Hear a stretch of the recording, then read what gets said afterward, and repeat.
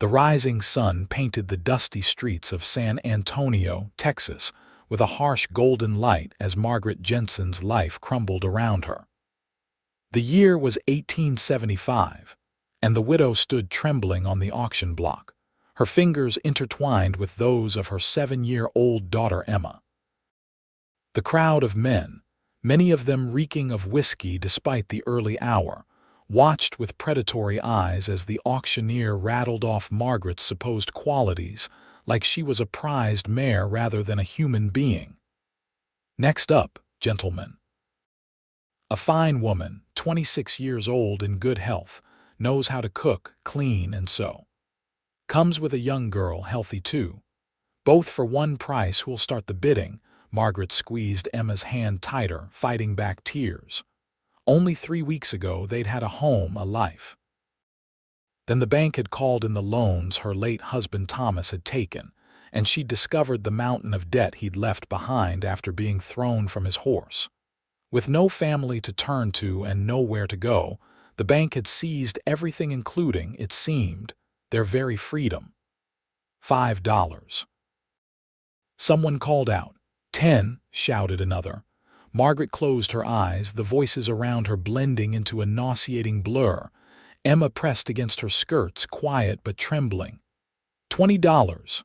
A gruff voice cut through the crowd. Margaret opened her eyes to see a hulking man with yellowed teeth and calloused hands. Her stomach turned at the thought of belonging to such a creature. 25, called another, a man whose reputation as a brutal ranch owner preceded him. $50. The crowd fell silent, turning toward the new voice. A tall figure stepped forward from the back of the gathering. His face was partially shadowed by a wide-brimmed hat, but Margaret could see he was younger than most of the bidders, perhaps early 30s, with broad shoulders and a confident stance. $50 from Mr. Quinn Mackenzie, the auctioneer announced, sounding pleased at the jump in price. Do I hear 60? The crowd murmured, but no one spoke up. Quinn Mackenzie was known throughout San Antonio as a successful rancher whose property lay about 10 miles outside of town. Unlike many of the other ranchers, he didn't frequent the saloons or participate in the rougher elements of frontier life. Going once, going twice. Sold to Mr. Mackenzie for $50. Margaret felt dizzy with relief that at least they hadn't fallen into the hands of the yellow-toothed man, but her heart still hammered with fear of the unknown. What did this Quinn Mackenzie want with a widow and her child? The auctioneer gestured for them to step down, and Mackenzie approached, his face now visible in the morning light. He had a strong jawline covered with a neatly trimmed beard, and eyes the color of a summer storm. Up close, Margaret realized he wasn't as young as she'd first thought, maybe mid-30s, with lines at the corners of his eyes that spoke of years squinting against the Texas sun. "Mrs. Jensen," he said with a slight nod, his voice low and surprisingly gentle. "My wagon is this way." He gestured toward a sturdy wagon with 2 chestnut horses hitched to it. Margaret found her voice at last. "Mr. Mackenzie," she said, struggling to keep her tone even, "may I ask what your intentions are for my daughter and me?" He turned, regarding her with those storm-gray eyes. "You're both coming home with me," he said simply. Then, perhaps noticing the fear that flashed across her face, he added, "My housekeeper left last month to marry. I need someone to cook and keep house. Your daughter will be safe." It wasn't much reassurance, but it was better than the alternatives Margaret had been envisioning. Still holding Emma's hand, she followed him to the wagon. Mackenzie helped them up onto the bench seat, then climbed up himself and took the reins. As they pulled away from town, Margaret stole glances at her new owner. His profile was strong, his expression unreadable. Emma sat between them, silent and wide-eyed. "Are you hungry?" he asked suddenly, directing the question to Emma. The girl nodded shyly. Mackenzie reached behind the seat and produced a cloth-wrapped package. "Mrs. Hernandez at the bakery makes the best sweet rolls in Texas," he said, handing it to Emma. Margaret watched in surprise as her daughter carefully unwrapped the package to reveal 2 cinnamon-dusted rolls. Emma took one and offered the other to Margaret. "Thank you," Margaret said softly, taking the roll but addressing Mackenzie. He nodded but said nothing, keeping his eyes on the road ahead. They traveled for nearly 2 hours, leaving the bustle of San Antonio behind for rolling hills dotted with mesquite and oak trees. The summer heat built as the sun climbed higher, and Margaret was grateful for the occasional breeze that stirred the air. Finally, they crested a hill, and Mackenzie's ranch came into view. It was larger than Margaret had expected, a sprawling main house built of sturdy timber with a wide porch wrapping around it, several outbuildings, and a large barn. Fenced pastures stretched in several directions, and Margaret could see cattle grazing in the distance. "Welcome to Cypress Creek Ranch," Mackenzie said as they approached. As they pulled up to the house, a Mexican man emerged from one of the outbuildings and came to greet them. "Senor Quinn," he called, "you return early." "Manuel," Mackenzie acknowledged with a nod. "This is Mrs. Jensen and her daughter Emma. They'll be staying with us. Mrs. Jensen will be taking over the housekeeping duties." Manuel smiled warmly at Margaret and Emma. "Welcome, Senora Nina. It will be good to have a woman's touch in the house again." Mackenzie jumped down from the wagon and reached up to help Emma, then Margaret. His hands were strong and calloused but gentle as they gripped her waist, lifting her down as if she weighed nothing. "Manuel, could you take care of the horses?" he asked, and the other man nodded, taking the reins. "Come inside," Mackenzie said, leading them up the porch steps. "I'll show you around." The interior of the house was surprisingly spacious and well-furnished, though it clearly lacked a woman's attention to detail. A fine layer of dust covered the surfaces, and the furniture arrangement seemed haphazard. "This is the main room," he said, gesturing to the large space that served as both sitting room and dining area. A massive stone fireplace dominated one wall, and windows let in ample light. "Kitchen's through there." He pointed to a doorway. He led them down a hallway.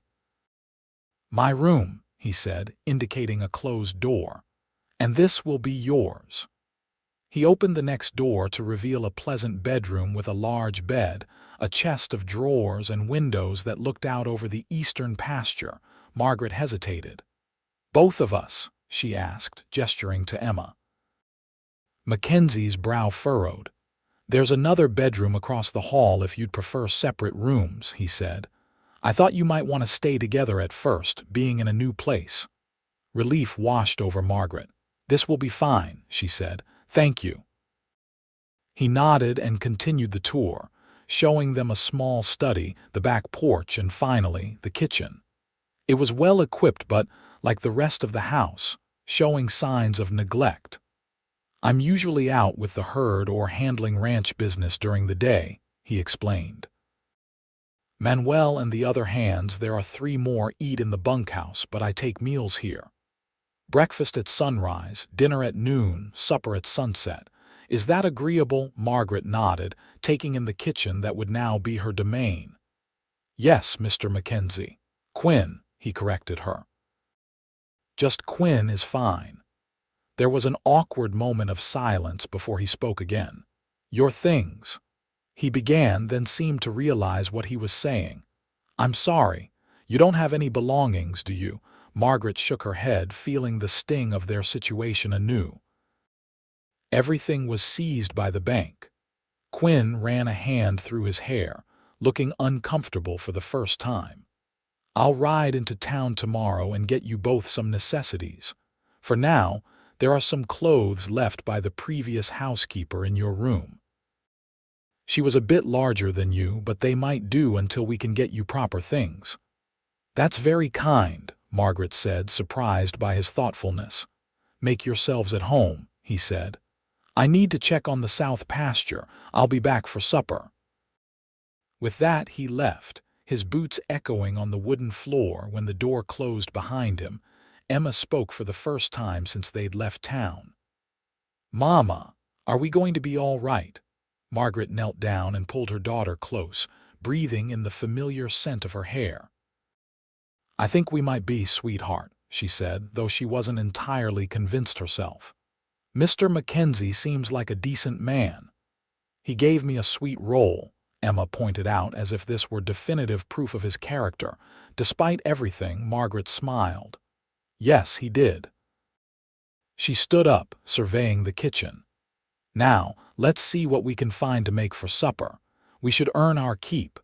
They spent the afternoon exploring the house and taking inventory of the kitchen. Margaret found flour, cornmeal, beans, salt pork, and various preserved foods in the pantry. Outside, there was a small kitchen garden that had gone somewhat wild but still produced tomatoes, peppers, and herbs. By the time the sun began to sink toward the horizon, Margaret had prepared a simple but hearty meal of cornbread, beans with salt pork, and fresh tomatoes. She'd just taken the cornbread out of the oven when she heard the front door open. Quinn entered the kitchen, removing his hat. He'd clearly washed up before coming in, his face and hands clean, hair damp at the temples. He stopped short at the sight and smell of the prepared meal. "You didn't need to cook today," he said. "You just arrived." "It's what you're paying me for," Margaret replied, setting the cornbread on the table. He looked at her for a long moment.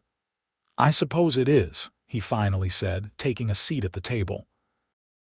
Emma had been setting out plates and utensils, and she carefully placed them in front of Quinn and at two other settings. "Thank you, Emma," Quinn said, and the girl smiled shyly in response. The meal began in awkward silence, but gradually, Quinn asked Emma gentle questions about herself, what she liked to do, what she knew about ranch life, very little. Whether she could read, she could, thanks to Margaret's diligent teaching. "There are some books in the study," he told her. "You're welcome to them. Some might be a bit advanced for you, but there are a few that belonged to my sister when she was young." "You have a sister?" Margaret asked, surprised. Quinn's expression flickered. She died of fever 10 years ago along with my parents. That's when I came to Texas and started this ranch." "I'm sorry," Margaret said softly. He shrugged, as if to dismiss the sentiment, but she could see the shadow of old grief in his eyes. "Where are you from originally, Mrs. Jensen? Please call me Margaret," she said. "I'm from Missouri. My husband Thomas brought us to Texas 3 years ago, seeking opportunity." Her voice faltered. "He didn't find it, I'm afraid." Quinn nodded, not pressing for more details. "And how did you end up on that auction block today?" The question was direct but not unkindly asked. Margaret sighed. "Thomas was thrown from his horse 2 months ago. Broke his neck. After he died, I discovered he'd mortgaged everything we had and more to finance one failed venture after another. The bank took it all." She glanced at Emma, who was concentrating on her food, pretending not to listen to the adult conversation. "They said selling us into service was the only way to recover part of the debt." Quinn's jaw tightened, a flash of anger crossing his face. "That's not right," he said quietly. "It's not legal either, not anymore." "Perhaps not," Margaret agreed, "but who's to stop them? A widow with no money, no family, no protection." She squared her shoulders. "At least we're together, and you seem kind." The last word came out more questioning than she'd intended. "I try to be," he said simply. He pushed back from the table. "The meal was excellent, Margaret, thank you." "You're welcome." "Quinn," she replied, testing his name. He nodded. "I'll be in the study if you need anything." He turned to Emma. "You're welcome to come look at those books if you like." Emma looked to her mother for permission, and when Margaret nodded, the girl followed Quinn from the kitchen. Margaret cleaned up the supper dishes, her mind whirling with the day's events. By the time she finished, Emma had returned, clutching a book about horses. "Mr. Quinn says I can learn to ride," she said excitedly. "He has a gentle mare that would be perfect for me." Margaret smiled at her daughter's enthusiasm, but wondered if they would be here long enough for such lessons. Despite Quinn's apparent kindness, she couldn't shake the feeling that this arrangement was temporary at best. After putting Emma to bed in their new room, Margaret stepped out onto the back porch. The night was clear, stars scattered like diamond dust across the Texas sky. The air was cooler now, carrying the scent of sage and distant rain. "Beautiful, isn't it?" she started at Quinn's voice behind her. He stood in the doorway, silhouetted against the lamplight from inside. "Yes," she agreed. "We didn't see stars like this in San Antonio. Too many lights." He moved to stand beside her at the porch railing, keeping a respectful distance. "I've always found peace in the night sky," he said. "No matter what troubles you're facing, those stars have seen worse and will still be shining long after we're gone." Margaret studied his profile in the dim light. "That's a rather poetic thought for a rancher." A half-smile curved his lips. "Ranchers aren't allowed to be poetic." "I didn't mean, I know what you meant," he said gently. "And you're right. Most men out here aren't given to philosophical musings. My father was a professor before he decided to try his hand at farming in Kansas. He passed his love of books and ideas to me." "What brought you to Texas?" she asked. "After my family died, there was nothing left for me in Kansas. Too many memories." He gazed out at the darkened pastures. "I came south with a cattle drive, saved my wages, worked as a foreman on a ranch near Austin for 5 years. When I had enough, I bought this land. That was 6 years ago." "You've done well for yourself," Margaret observed. "I've been fortunate," he acknowledged, "and I've worked hard." He turned to face her. "I want you to know that you and Emma are safe here. I won't take advantage of your situation." Margaret felt heat rise to her cheeks. "I appreciate that," she said carefully. "But I'm not naive, Mr. Mackenzie. I know how the world works. Men don't spend good money on women unless they want something in return." His eyes narrowed slightly. "I'm not most men," he said, his voice cool. "I needed a housekeeper. You needed a place for you and your daughter. It's a business arrangement, nothing more." Margaret felt both relieved and oddly disappointed. "Of course," she said, "and I'm grateful for it." He nodded stiffly. "Good night, Mrs. Jensen." Before she could correct him to Margaret again, he had turned and walked back into the house. The next morning, Margaret rose before dawn, determined to prove her worth. She had the fire going in the kitchen stove and biscuits in the oven by the time Quinn came in from his early morning chores. He paused in the doorway, looking surprised to see her already at work. "You're up early." "Early to bed, early to rise," she quoted with a small smile. "Coffee," he nodded, taking a seat at the table while she poured him a cup. "I'll be going into town after breakfast," he said. "Is there anything specific you and Emma need besides the obvious?" Margaret hesitated, uncomfortable with the idea of him spending more money on them. "We don't need much," she began. "Margaret," he interrupted, "you need clothes that fit, proper shoes, and whatever else women and little girls require. Just tell me what you need." She sighed. "Some fabric would be nice. I can sew for both of us if I have the materials. And Emma needs shoes, hers are nearly worn through. Perhaps some hair ribbons for her if it's not too much trouble." Quinn nodded. "Make a list while I eat, and I'll get whatever you put on it." After breakfast, Quinn rode out, promising to return by evening. Margaret spent the day thoroughly cleaning the house, with Emma helping as much as a 7-year-old could. They found a neglected vegetable garden behind the house and spent some time weeding and salvaging what they could. Manuel came by midday to check if they needed anything, bringing fresh eggs from the chicken coop Margaret hadn't yet discovered. He was kind and respectful, telling Margaret that Quinn was a good boss who treated his workers fairly.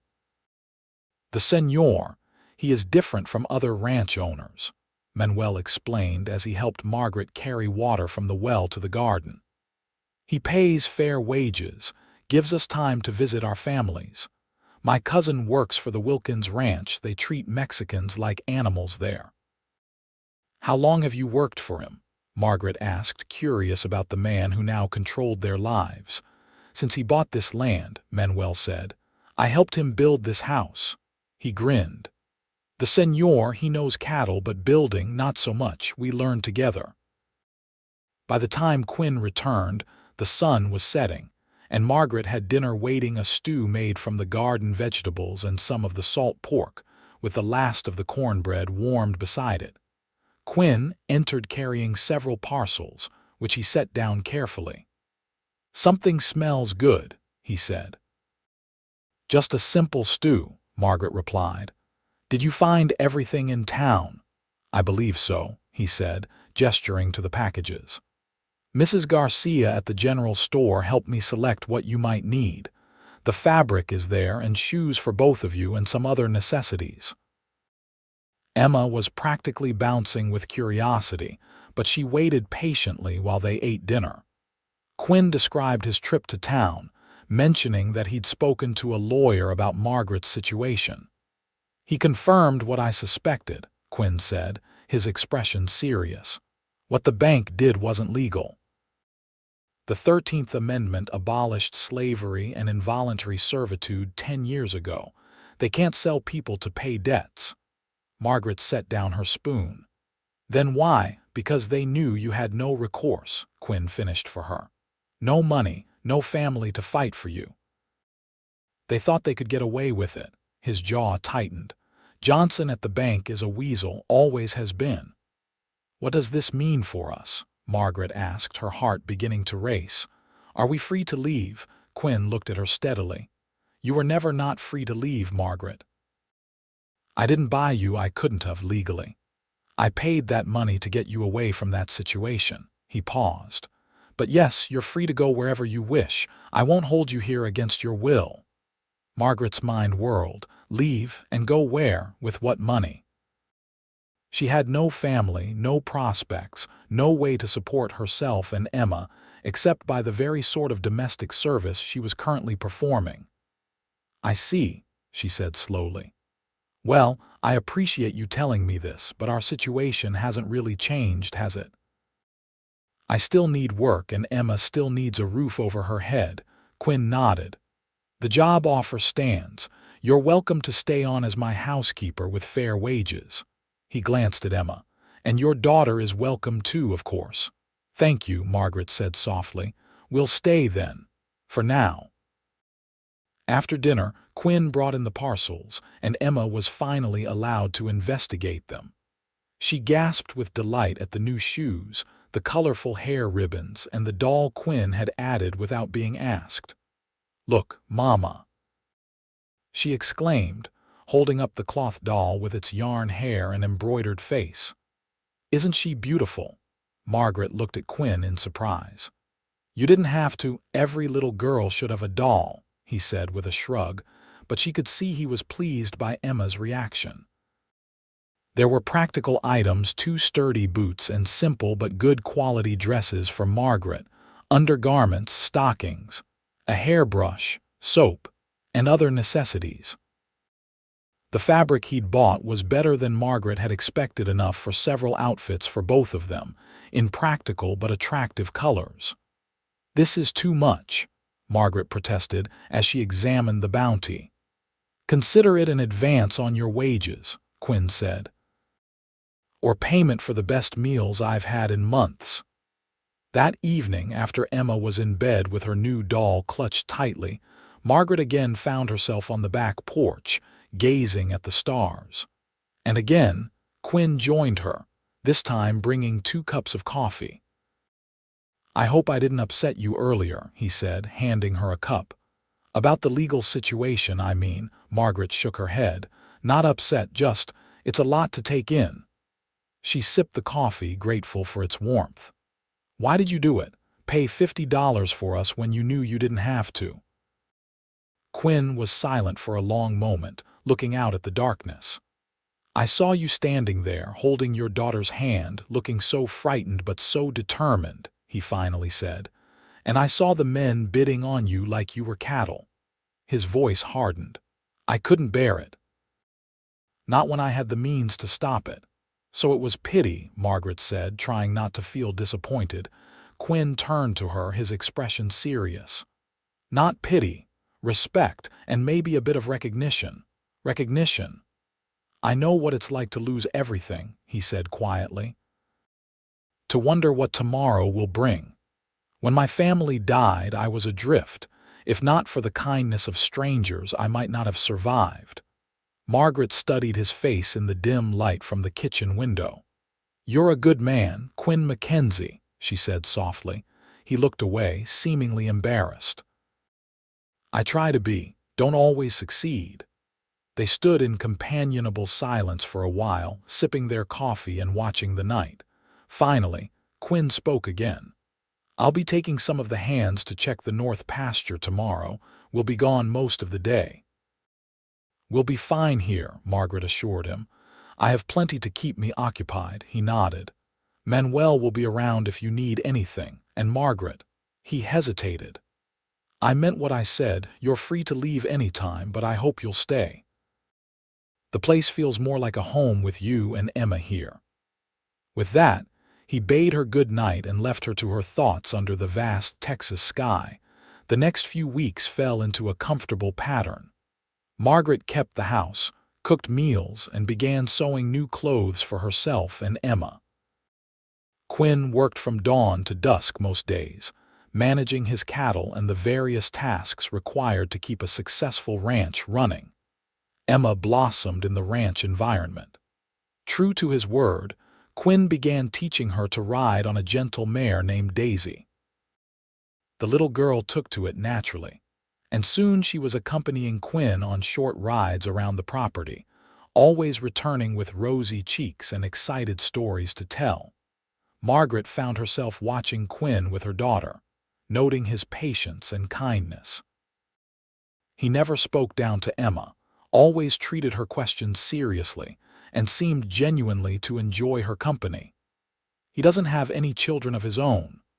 Margaret asked Manuel one day as they picked vegetables from the garden she'd revitalized. Manuel shook his head. "The señor has never married. There was a woman once, I think, before he came to Texas, but he does not speak of her." Margaret's curiosity was piqued, but she didn't feel she could ask Quinn directly about such a personal matter. Instead, she focused on making his home as comfortable as possible and cooking meals that he seemed to appreciate more than she would have expected from a bachelor accustomed to fending for himself. One evening, in late August, a violent thunderstorm rolled in from the west. The sky turned an ominous green-black, and the wind whipped the trees into a frenzy. Quinn and his hands worked frantically to secure the animals and property before the worst hit. Margaret watched anxiously from the porch as Quinn rode in from checking the far pasture, rain already beginning to lash down. He was soaked through by the time he reached the house. "Get inside," he called to her over the rising wind. "It's going to be a bad one." She hurried in and Quinn followed, dripping water onto the floor. "I need to change," he said, heading for his room. "The cattle should be all right, but I'm worried about the roof of the old barn. Manuel and the boys are securing it now." Margaret fetched a towel for him and began preparing hot coffee. By the time Quinn returned in dry clothes, the storm was in full force, rain pounding the roof and wind howling around the corners of the house. Emma huddled on the sofa in the main room, wide-eyed as lightning flashed, followed by booming thunder that seemed to shake the very foundations. "It's all right, Emma," Quinn said, sitting beside her. "The house is sturdy. We'll be safe." As if to mock his words, a particularly violent thunderclap sounded directly overhead, and Emma shrieked, burying her face against Quinn's side. Without hesitation, he put his arm around her, comforting her with a gentle voice. Margaret brought coffee for Quinn and warm milk for Emma, touched by the tableau they presented. As she handed them their drinks, another flash of lightning illuminated the room, followed immediately by a deafening crack. The lights flickered and went out. "That was close," Quinn said calmly.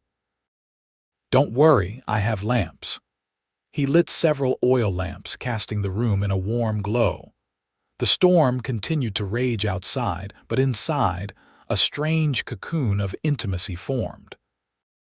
Quinn told stories of his childhood in Kansas to distract Emma, and Margaret joined them on the sofa. The three of them huddled together against the elements. Eventually, Emma fell asleep against Quinn's side, her fears forgotten. He looked down at her with such tenderness that Margaret felt a strange tightening in her chest. "I'll take her to bed," she whispered, moving to lift her daughter. "Let me," Quinn said, carefully gathering Emma into his arms. "She's getting heavy for you." Margaret led the way with a lamp, and Quinn gently laid Emma on the bed. The child stirred but didn't wake as Margaret removed her shoes and covered her with a blanket.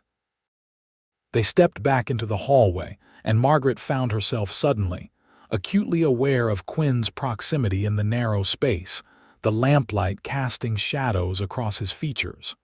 "Thank you," she said softly. "She's never liked storms." "She's a brave little girl," Quinn replied, his voice equally low. "Just like her mother."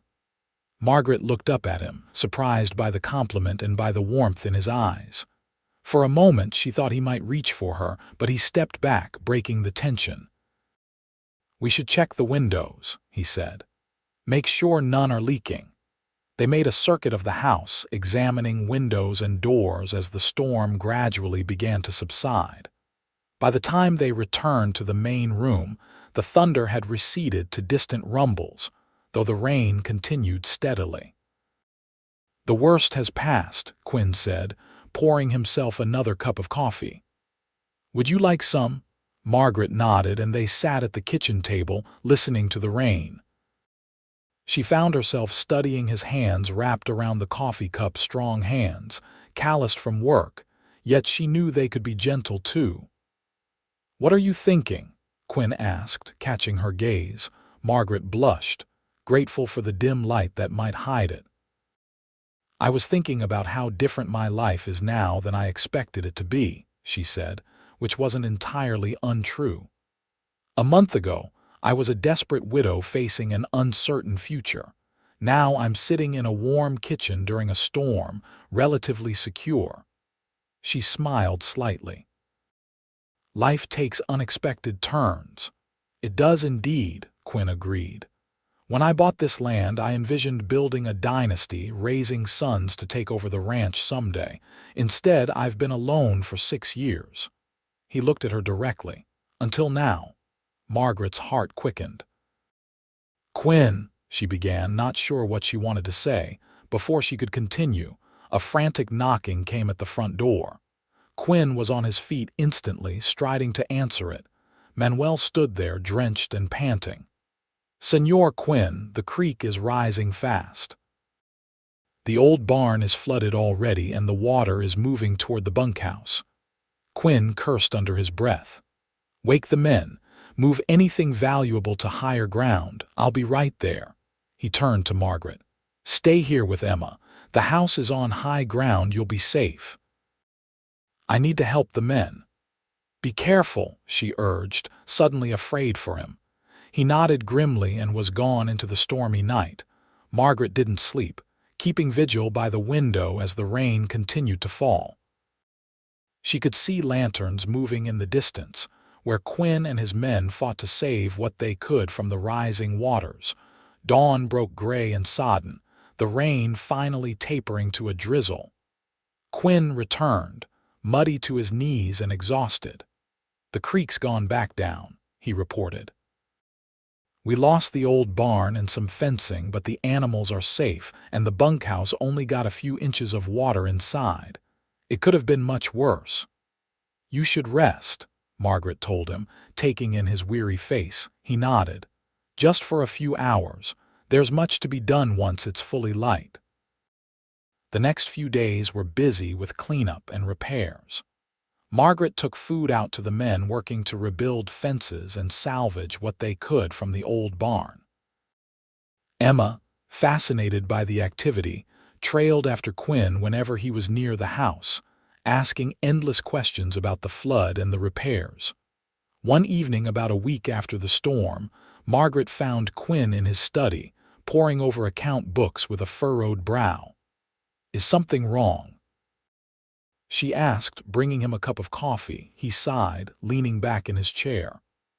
"The storm damage was more expensive than I anticipated, and cattle prices are down." He rubbed his eyes. "Nothing to worry about, we'll manage." Margaret hesitated, then asked, "Is there anything I can do to help?" "Perhaps I could economize more on household expenses." Quinn looked up at her, his expression softening. "You're already running this house more efficiently than I ever managed. This isn't your burden to bear." "But I'd like to help," she insisted. "This is my home too now." The words slipped out before she could consider them. Quinn's gaze held hers. "Is it?" he asked quietly. "Your home." Margaret felt heat rise to her cheeks. I mean, Emma and I have been very comfortable here," she stammered. "I'm glad," he said, still watching her intently. Then, as if coming to a decision, he stood. "Margaret, there's something I've been wanting to talk to you about." Her heart began to race. "Yes." Before he could continue, Emma's voice called from the hallway. "Mama, Mr. Quinn, come quick. There's a calf in the garden." The moment broken, Quinn smiled ruefully. "Duty calls," he said, and followed Margaret to deal with the bovine intruder. That night, Margaret lay awake long after Emma had fallen asleep, replaying the interrupted moment in the study. What had Quinn been about to say? And why did the possibility both terrify and exhilarate her? She had grown fond of him, more than fond if she was honest with herself. She admired his integrity, his kindness, his quiet strength. And sometimes, when he looked at her, she thought she saw a reflection of those feelings in his eyes. But she had been married before, had believed Thomas loved her, only to discover after his death that he had gambled away their security and left her destitute. Could she risk her heart again? More importantly, could she risk Emma's future on another man? The next morning, Quinn announced he needed to ride to a neighboring ranch to discuss combining their cattle drives to market in the fall. "I'll be gone overnight," he told Margaret as he prepared to leave. "Will you and Emma be all right?" "Of course," she assured him. "We'll manage fine." He nodded, then hesitated. "Margaret, about yesterday, it's all right," she interrupted, suddenly afraid of what he might say. "It wasn't important." A shadow crossed his face. "All right," he said quietly. "I'll see you tomorrow evening then." As he rode away, Margaret felt a sense of loss, as if she'd somehow made a mistake. But she pushed the feeling aside and focused on her chores. That afternoon, while Emma was napping, a wagon pulled up in front of the house. Margaret went to the door to find a well-dressed woman in her 40s descending from the vehicle, assisted by the driver. "Can I help you?" Margaret asked, stepping onto the porch. The woman looked her up and down with obvious disapproval. "I'm looking for Quinn Mackenzie," she said, her voice cultured but cold. "Mr. Mackenzie isn't here today," Margaret replied. "I'm Margaret Jensen, his housekeeper. Can I give him a message?" The woman's eyebrows rose. "Housekeeper? Is that what he's calling it now?" She laughed, a brittle sound. "Well, at least you're an improvement on the Mexican girl he had before." Margaret stiffened. "I beg your pardon. No need to put on airs with me, dear," the woman said. "I know exactly what sort of housekeeping Quinn requires." She stepped closer. "I'm Judith Wilkins. My husband owns the Double W Ranch about 20 miles east. Quinn and I have an understanding." Margaret felt as if she'd been doused with cold water. "An understanding," she repeated. Judith smiled thinly. He's been courting me for months. Discreetly, of course, as I'm still in mourning for my late husband, but we plan to marry before Christmas. She glanced around the property. This place needs a real woman's touch, don't you think? So provincial at the moment. Margaret's mind was reeling. Quinn, courting this cold, haughty woman. Planning to marry her. It didn't align with anything she thought she knew about him. I'm sure Mr. Mackenzie will be sorry to have missed you, she managed to say. He's gone to the Carson Ranch today and won't be back until tomorrow. Something flickered in Judith's eyes, surprise, perhaps, or suspicion. Carson's? Well, tell him I called, will you, and that I expect him at our dinner party next Saturday. She turned to go, then looked back. And dear, you might want to start looking for a new position. Quinn won't need a housekeeper once we're married. With that parting shot, she returned to her wagon and was driven away, leaving Margaret standing on the porch, feeling as if the ground had shifted beneath her feet. She went through the rest of the day in a daze, her mind churning with questions. Was it true? Was Quinn planning to marry Judith Wilkins? If so, why had he never mentioned her? And what had he been about to tell Margaret in the study yesterday? By the time Quinn returned the next evening, Margaret had worked herself into a state of confused hurt. She served dinner in silence, responding to his attempts at conversation with one-word answers. After Emma was in bed, Quinn finally confronted her. "Margaret, have I done something to offend you?" he asked, his brow furrowed with concern. She looked at him, trying to read the truth in his face. "You had a visitor yesterday," she said evenly. "Judith Wilkins." Quinn's expression changed, a flicker of irritation crossing his features. "What did she want?" "To remind you about her dinner party next Saturday," Margaret replied. "And to inform me that I should start looking for a new position, as you won't need a housekeeper after you marry her this winter." Quinn stared at her, then let out a short, disbelieving laugh. "Marry Judith? Is that what she told you? Isn't it true?" Margaret asked, her heart in her throat. "Not in the slightest," Quinn said firmly. "Judith has been throwing herself at every eligible bachelor in the county since her husband died last year. I've rebuffed her advances numerous times." He shook his head. "I can't believe she came here and said those things to you." Relief flooded through Margaret, followed quickly by embarrassment. "I'm sorry," she said.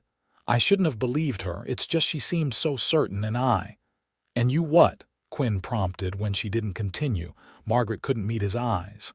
"Nothing, it doesn't matter." "I'm sorry I was cold to you." Quinn stepped closer, tilting her chin up with his finger until she had to look at him. "It does matter, Margaret," he said softly. "Were you upset at the thought of me marrying someone else?" The directness of the question took her breath away. Yes," she admitted. "I was." Something kindled in his eyes. "Good," he said. "Because what I wanted to tell you yesterday before we were interrupted is that I'm falling in love with you, Margaret Jensen. Have been since the day you arrived and made this house feel like a home again." Margaret's heart seemed to stop, then race forward. "Quinn," she whispered. "You don't have to say anything," he rushed on. "I know it's too soon, that you're still recovering from losing your husband and everything that followed. I just wanted you to know that, for me, you're not just my housekeeper. You never were." Margaret found herself stepping closer to him, drawn by the earnestness in his voice and the warmth in his eyes. "I've been afraid," she confessed. "After Thomas died and I discovered what he'd done, how he'd lied to me for years, I was afraid to trust again." Quinn nodded. "I understand, and I won't rush you, but I want you to know that what I feel for you and for Emma is real." He reached out slowly, as if giving her time to pull away, and took her hand in his. "You've brought light back into this house, Margaret, into my life." Margaret looked down at their joined hands, then back up to his face. She saw nothing but sincerity there, and something else, a vulnerability she'd never noticed before. "I think I'm falling in love with you too," she admitted, her voice barely audible. Quinn's smile was like sunrise breaking over the hills. Slowly, giving her every chance to step away, he leaned down and pressed his lips to hers in a kiss so gentle it brought tears to her eyes. When they parted, Margaret felt as if something fundamental had shifted inside her. The fear was still there, but it no longer seemed to matter as much. Quinn Mackenzie was not Thomas Jensen, and the look in his eyes as he gazed down at her told her everything she needed to know. "What happens now?" she asked, her voice steadier than she'd expected. "Whatever you want," Quinn replied. "We can take our time, get to know each other better." "I'm not going anywhere, Margaret, and neither are you if you don't want to." Margaret smiled, feeling lighter than she had in months, perhaps years. "I don't want to," she confirmed. "This is home now for both of us." As autumn turned the Texas hills golden and crimson, Margaret and Quinn's relationship deepened. They took things slowly, mindful of Emma's presence and Margaret's lingering fears. But every day, in 100 small ways, Quinn proved himself to be a man worthy of trust. He included Margaret in discussions about the ranch finances, respecting her intelligence and her practical suggestions. He treated Emma like his own child, teaching her not just to ride but to recognize different plants and animals, to read the weather, to understand the rhythms of ranch life. For her part, Margaret found herself blossoming in this new life. The helplessness and fear that had plagued her since Thomas's death gradually receded, replaced by confidence and a sense of purpose. She wasn't just keeping house for Quinn. She was building a home for all of them. One crisp October afternoon, Quinn found Margaret in the kitchen garden, harvesting the last of the summer vegetables before frost could claim them. "I have a surprise for you," he said, his eyes twinkling with excitement. "What is it?" she asked, brushing dirt from her hands. "Come with me and find out," he replied mysteriously. "Emma's already there with Manuel." Intrigued, Margaret followed him to the barn where a wagon stood ready, hitched to 2 horses. "We're going on a picnic," Quinn announced. "I packed everything while you were in the garden." Margaret laughed. "A picnic? You don't look so surprised," he chided. "I'm capable of being romantic, you know." He helped her up onto the wagon seat, then climbed up beside her and took the reins. They rode for about half an hour, following a stream that cut through Quinn's property until they reached a small, secluded meadow ringed by cottonwood trees. Emma and Manuel were already there, spreading a blanket on the grass. "Mama, look," Emma called excitedly. "Isn't it beautiful?" "Mr. Quinn says this is the prettiest spot on the whole ranch." "It certainly is lovely," Margaret agreed, taking in the golden trees and the crystal-clear stream that bubbled along one edge of the meadow. The afternoon was perfect. They ate the simple but delicious lunch Quinn had prepared, and afterward, Emma and Manuel went to explore the stream, leaving Margaret and Quinn alone on the blanket. "Thank you for this," Margaret said, leaning against his shoulder. "It's been a wonderful day." Quinn put his arm around her, drawing her closer. "I have something to ask you," he said, his voice suddenly serious. Margaret looked up at him, her heart beginning to race. "Yes." Quinn took a deep breath, then reached into his pocket and pulled out a small velvet box. "Margaret Jensen," he said, his voice steady despite the nervousness she could see in his eyes. "I love you. I love Emma. I want us to be a family, a real family. Will you marry me?" He opened the box to reveal a simple but beautiful gold ring set with a small diamond. Margaret stared at the ring, then at Quinn's face, reading the love and hope written there. All her doubts, all her fears seemed to fall away in that moment, leaving only certainty. "Yes," she whispered, then louder. "Yes, Quinn, I'll marry you." Joy blazed across his face as he slipped the ring onto her finger, then pulled her into his arms for a kiss that promised a lifetime of happiness. From the stream came a delighted squeal, and they broke apart to see Emma running toward them, her face alight with excitement. "Are you getting married?" she demanded, skidding to a halt beside them. "Manuel said Mr. Quinn was going to ask you today," Margaret laughed, holding out her arms to her daughter. "Yes, sweetheart. Quinn has asked me to marry him, and I've said yes. How do you feel about that?" Emma threw herself into her mother's embrace, then reached out to include Quinn as well. "I'm happy," she declared. "Does this mean I can call you Papa now instead of Mr. Quinn?" Quinn's eyes glistened with emotion as he looked at the little girl. "I would be honored, Emma," he said, his voice rough. "Nothing would make me prouder than to be your papa." They were married 2 weeks later in the small church in San Antonio. It was a simple ceremony, attended by Quinn's hands and their families, a few neighbors, and the lawyer who had helped clarify Margaret's legal status that first day. Judith Wilkins was conspicuously absent, having apparently found another prospective husband to pursue. Manuel served as Quinn's best man, and Emma, resplendent in a new dress Margaret had sewn for the occasion, proudly carried the rings on a small cushion. As Margaret spoke her vows, looking into Quinn's steady gray eyes, she felt none of the anxiety or uncertainty that had marked her first marriage. This was right. This was where she belonged. The wedding feast was held at the ranch, with long tables set up in the yard and lanterns hanging from the trees. There was music and dancing, laughter and tears of joy. Emma fell asleep on Quinn's lap as the evening wore on, content and secure in her new family. Later, after the guests had gone and Emma was tucked into bed in what would now be her own room, Margaret stood with Quinn on the back porch, looking out at the star-filled sky. "Happy?" he asked, his arms around her waist, his chin resting on top of her head. "More than I ever thought possible," she replied honestly. "A few months ago, I was standing on an auction block, terrified for my daughter's future and my own. Now I'm married to the best man I've ever known, living in a beautiful home, watching Emma thrive." She turned in his arms to look up at him. "It's like a dream." "Not a dream," he assured her, brushing a strand of hair from her face. "This is real, Margaret. You're my wife, I'm your husband, and together we're Emma's parents. Nothing will ever change that."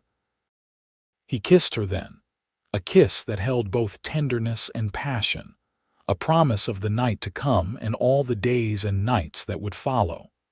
As Quinn led his bride to their bedroom, Margaret sent up a silent prayer of gratitude to whatever fate or providence had brought them together. From the darkest moment of her life had come this unexpected joy, this second chance at happiness. Winter came to the Texas Hill Country, bringing cool days and cold nights. The ranch settled into a different rhythm, focused more on maintenance and planning than on the frenetic activity of summer and fall. Quinn spent more time at home, working on his accounts, repairing equipment, and teaching Emma to read the stars on clear nights. Margaret discovered she was pregnant just after Christmas, and the news filled the household with anticipation. Quinn was tender and solicitous, insisting she rest more and hiring a young Mexican girl from Manuel's family to help with the heavier housework. Emma was ecstatic at the prospect of a sibling, telling anyone who would listen that she was going to be a big sister. She spent hours drawing pictures for the baby and helping Margaret prepare a nursery in the room next to theirs. As spring returned to the land, bringing wildflowers and new calves, Margaret's body blossomed with new life. Quinn would often find her in the evenings, sitting on the porch with her hands resting on her growing belly, a look of peaceful wonder on her face. "What are you thinking about, love?" he asked one such evening, sitting beside her on the porch swing. "How different this is from when I was carrying Emma," she replied. "I was so young then, so naive. Thomas was already showing signs of his restlessness, though I didn't recognize them for what they were. I was alone much of the time." She looked at Quinn, love shining in her eyes. "But now I have you, and I've never felt alone, not for a moment." Quinn covered her hands with his own, feeling the baby kick beneath their joined fingers. "You'll never be alone again," he promised. "Neither will Emma or this little one." He kissed her gently. "You're my heart, Margaret Mackenzie. You and our children." The baby, a boy they named James Thomas Mackenzie, was born on a warm day in early June. Quinn paced outside the bedroom while the midwife attended Margaret, with Emma keeping him company and assuring him that everything would be fine. When at last the midwife called him in, Quinn found Margaret propped against the pillows, tired but radiant, holding a small bundle wrapped in a soft blanket. "Come meet your son," she said, her voice filled with love and pride. Quinn approached almost reverently, taking the tiny infant from her arms with careful hands. The baby blinked up at him with unfocused blue eyes, his small face still red and wrinkled from birth. "He's perfect," Quinn whispered, his voice choked with emotion. "Just like his mother." Emma clambered onto the bed beside Margaret, peering at her new brother with fascination. "He's so small," she observed. "Was I that small when I was born, Mama?" "Just about," Margaret confirmed, putting her arm around her daughter. "But you'll grow up big and strong just like James will." Quinn sat on the edge of the bed, still cradling his son, and looked at the three people who had become his whole world. "I never thought I'd have this," he admitted. "After my family died, I thought I'd always be alone. But then you came into my life, Margaret, you and Emma, and everything changed." Margaret reached for his hand, squeezing it gently. "Everything changed for us too," she said. "You saved us that day, Quinn, not just from the auction block, but from a life of uncertainty and fear. You gave us a home, security, love. You gave me far more in return," he insisted. "You brought this house to life again. You made it a home." Emma, who had been quietly stroking her brother's tiny hand with one finger, looked up at Quinn. "Papa," she said thoughtfully, "do you remember that day you came to town and found us?" Quinn nodded, smiling at her. "Of course I do. It was the most important day of my life." "Mine too," Emma declared solemnly. "Because that's the day we became a family, even if we didn't know it yet."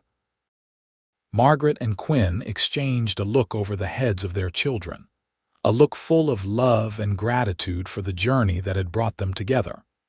As twilight fell over Cypress Creek Ranch, painting the sky in shades of purple and gold, the Mackenzie family gathered on the porch. Quinn held his sleeping son while Emma sat beside him, chattering about the stars that were just beginning to appear. Margaret watched them, her heart full to bursting with love for her husband and children. Life would bring challenges, she knew. There would be difficult days ahead, storms to weather, obstacles to overcome. But they would face them together. This family forged not by blood, but by choice, by love, by the unexpected twist of fate that had brought a desperate widow and her daughter to the attention of a kind-hearted rancher on a dusty street in San Antonio. From that moment of deepest despair had come this infinite joy, a reminder that even in the darkest times, hope remained.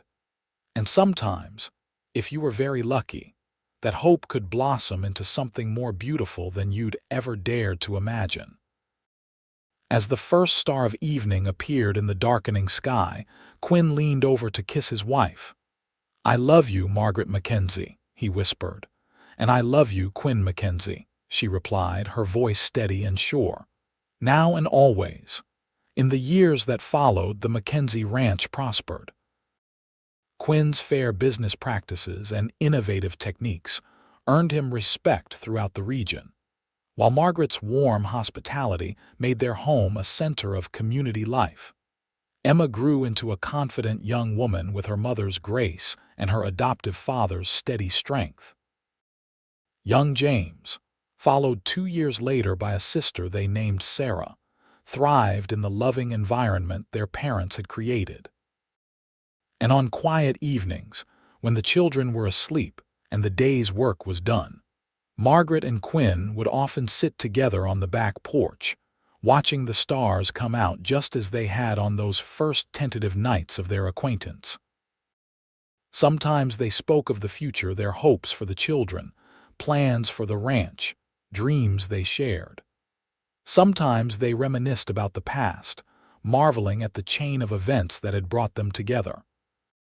But always, there was gratitude for the present, for the life they had built together from the ashes of their previous sorrows.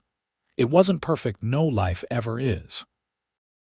There were arguments and misunderstandings, times of sickness and worry, the everyday frictions that are inevitable when two strong-willed people share a life.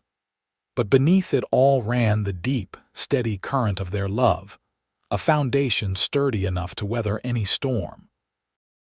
And whenever Margaret thought back to that terrible day on the auction block, her daughter's hand clutched tightly in her own. She no longer felt fear or shame. Instead, she felt only gratitude for the tall stranger who had stepped forward and said the words that would change everything. "You're both coming home with me." Home. It was what she had found with Quinn, what they had built together. Not just a place, but a feeling, security, belonging, love. And in the end, that was all that mattered.